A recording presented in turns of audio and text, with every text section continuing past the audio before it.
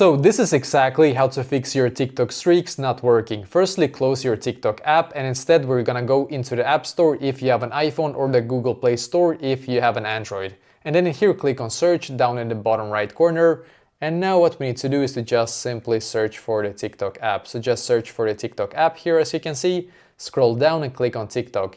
And then you need to make sure that you actually click on the update button if you have one right here. So when you do have an update button, it's very important that you click on it because you need to have the most up-to-date version of your TikTok to be able to make sure that it actually works. So just wait for it to update completely here, and once it's done you can go back and try once again. But there is one more thing, by the way, that you need to do as well once this update here will finish. There is one more thing, and that is to make sure that you restart your phone completely. You can either restart your phone or close all the apps that you have on your phone before opening up TikTok. So try this, and once it's done, hopefully it's going to then be able to fix this problem for you as well.